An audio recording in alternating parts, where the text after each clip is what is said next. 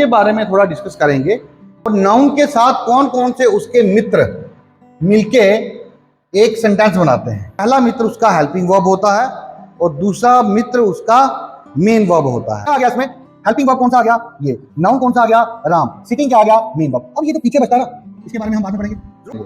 अब ऐसे ही sentence construct करके, अगर आप पिछली स्लाइड में देखें, मैंने आपको पहले बताया था कि अगर ये जो स्लाइड मैंने आपको दी थी, इसमें मैंने आपको बोला था कि आप लोगों ने क्या करना है, आप लोगों ने इनके बारे में बात करनी है। जैसे जॉन क्या कर रहा है? John is sitting, Ann is riding. अब बाइसाइकिल नहीं मैंने बोला आपको, क्यों? क्योंकि बाइसाइकिल प्रेडिकेट है, बाइसाइकिल ऑब्जेक्ट है, उसके बारे में हम अगले चैप्टर में बात करेंगे। लेकिन अभी आपने जो जो वो काम कर रहे हैं, ये जो ब्लेंडर है, हम इस ब्लेंडर का यूज करके, ब्लेंडर मतलब ब्लेंडर क्या है? नाउन को हमने डाला है, नाउन का जूस बनाएंगे, नाउन का जूस बनाएंगे, देन उसके बाद हम जूस बनाएंगे हेल्पिंग वर्ब का, देन जूस बनाएंगे वर्ब का। तो इन तीनों चीजों को हम ब्लेंड करेंगे एक मशीन में और फिर हम जो हमारे सामने एक फाइनल प्रोडक्ट आएगा, हम उसको सामने पेश करेंगे। और फाइनल प्रोडक्ट क्या आएगा हमारे सामने?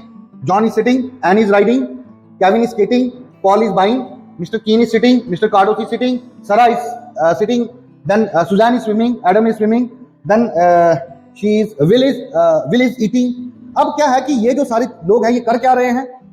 कर क्या रहे हैं हमने डिस्क्राइब किया with the help of helping verb and noun, sorry, noun, helping verb and main verb. अब आगे जो है वो किस ऑब्जेक्ट के साथ ये कर रहे हैं, मतलब अगर ये बैठा है तो ये कहां बैठा है, ये अगर चल रही है तो कहां चल रही है, एन अगर राइड कर रही है तो क्या राइड कर रही है, देन मिस्टर कार्डोस अगर बैठा है तो कहां बैठा है, पॉल अगर खरीद रहा है तो क्या खरीद रहा है, केविन अगर राइड कर रहा है तो क्या राइड कर रहा है, सुजैन अगर स्विमिंग कर रही है तो कहां कर रही है, एडम कहां स्विमिंग कर रहा है। ये सारी चीजें हमने सेंटेंस में अभी हम यहां पे देखेंगे, क्योंकि फर्स्ट स्लाइड में ये सब कुछ, पहली स्लाइड में ये सब कुछ हो चुका है।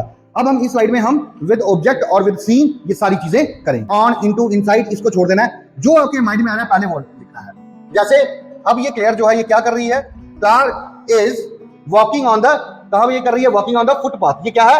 ये फुटपाथ है। एन क्या कर रही है? Ann is riding. ये हमारा पहला सेंटेंस था। नाउ एन इज राइडिंग है, ये क्या है? इसको क्या बोलते हैं? बाइसाइकिल। अब ये जो मैं कर रहा हूं आपको, stairs, footpath, bicycle, what are these? These are objects. क्या है? ऑब्जेक्ट्स। इसका मतलब ये हुआ कि अगर हम लोग क्या करें कि noun plus helping verb plus main verb plus object, कौन सी? क्या? ऑब्जेक्ट। मतलब कोई भी चीज जिस, वो जो नाउन है वो वर्ब के साथ मिलके किस जगह पे खड़ा है, क्या चीज यूज कर रहा है, किस चीज के साथ खेल रहा है, हम उस चीज के बारे में बात करेंगे। तो होगा क्या, अगर आप देखेंगे यहां पे भी हम same, mister Cardos is sitting, ये पहला सेंटेंस था, इन द ट्राम। कहां पे? इन द ट्राम। अब ये इन जो है ये क्या है? ये एक प्रीपोजिशन है, लेकिन प्रीपोजिशन का अगला स्लाइड में बताऊंगा मैं आपको। लेकिन अभी हम क्या करेंगे, आप इनसाइड भी लिख सकते हैं, इनटू भी लिख सकते हैं, इन भी लिख सकते हैं। इसका डिफरेंस भी हम आपको बताएंगे। Mister Keen is sitting in the tram, then Suzanne is swimming in swimming pool, Adam is also swimming. अब ये जो मैंने वर्ड यूज किया, also swimming in swimming pool, तो ये जो आल्सो है ये भी एक पर्टिकुलर वर्ड है करना है। फॉर एग्जांपल, पॉल जो है वो क्या बाई कर रहा है? हमने पहले सेंटेंस में लिखा था पॉल इज बाइंग, लेकिन क्या? Paul is buying the postcards. Paul is buying the postcards. Now Kevin is skating on the footpath, है ना?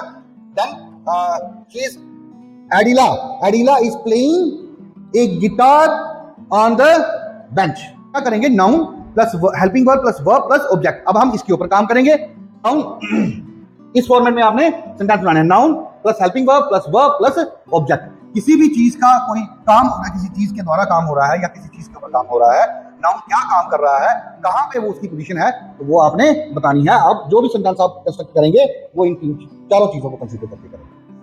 ओके।